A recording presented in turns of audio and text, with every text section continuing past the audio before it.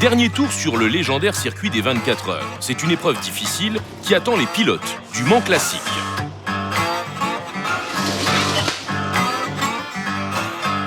Conditions piégeuses pour ces voitures historiques, mais un pilotage fin et excitant pour ceux qui sont derrière le volant. Sur l'aquaplaning et les merveilles, dans le circuit, après Mulsanne, où il y avait plus d'1,5 km de poudre pour la graisse, les premières pluies là-dessus, c'est mieux, beaucoup mieux que le verglas. Après 3 courses pour chacune des 6 catégories disputées pendant ces 24 heures, les vainqueurs de cette édition 2014 de Le Mans Classique sont finalement annoncés dans leur ordre chronologique.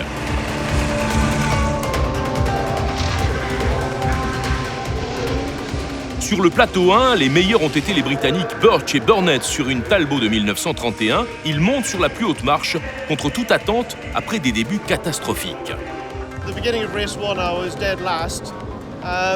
Au début de la première course, j'étais bon dernier. J'ai poussé ma voiture dans ses derniers retranchements et je pense que j'ai battu le record du tour assez largement.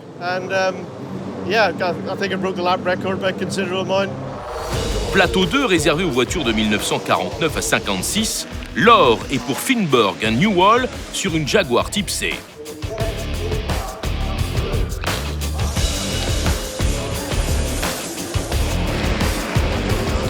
Ce sont Pearson et Harris qui obtiennent la meilleure place du plateau 3 avec leur Jaguar Type D de 1955, la cerise sur le gâteau pour l'équipage britannique.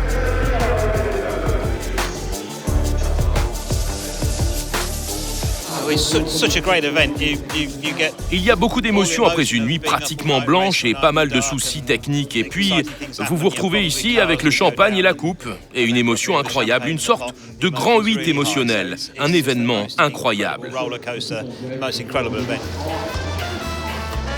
Parallèlement à la course, les événements sont nombreux autour de la piste. Parmi eux, les concentrations de clubs, il y en a 160 pendant ce week-end, parmi lesquels Porsche occupe une place importante. Des propriétaires qui souhaitent partager leur passion.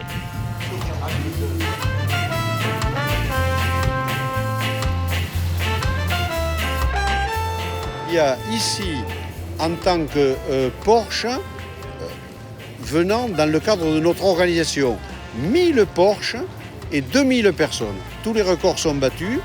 À quoi ça sert d'avoir un bel objet, d'être un collectionneur, une belle voiture, si on ne peut pas en parler avec des gens qui partagent cette même envie. Donc les gens viennent ici pour ça, pour voir de belles voitures.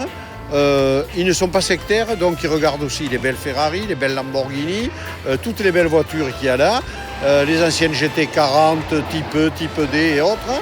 Et c'est la grande fête, la grande fête. Un record pour cette année avec 8500 voitures en exposition. Et pas seulement en statique, car les heureux propriétaires se voient ouvrir la piste à plusieurs reprises. Un rêve éveillé.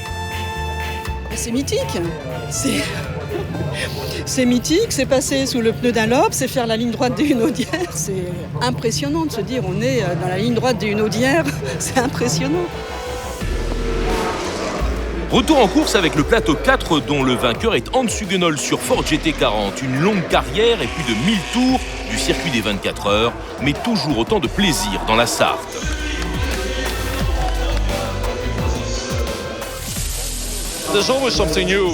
Il y a toujours quelque chose de nouveau, les météos sont différentes. Aujourd'hui c'était très glissant, mais je savais que j'étais bien au classement et je savais que je pouvais assurer la dernière course. C'est une fantastique victoire. Ce sont les voitures les plus récentes qui clôturent le week-end. Sur le plateau 5, le néerlandais David Hart l'emporte au volant de sa Lola T70 de 1969.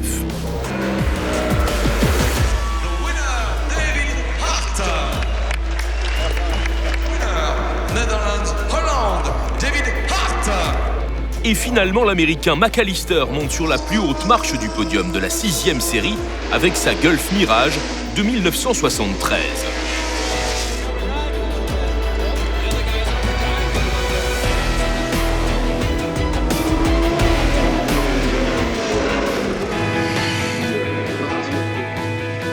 Champagne et célébrations mettent un terme à ce week-end Le Mans classique. Il faudra maintenant patienter pendant 2 longues années pour revivre l'exception.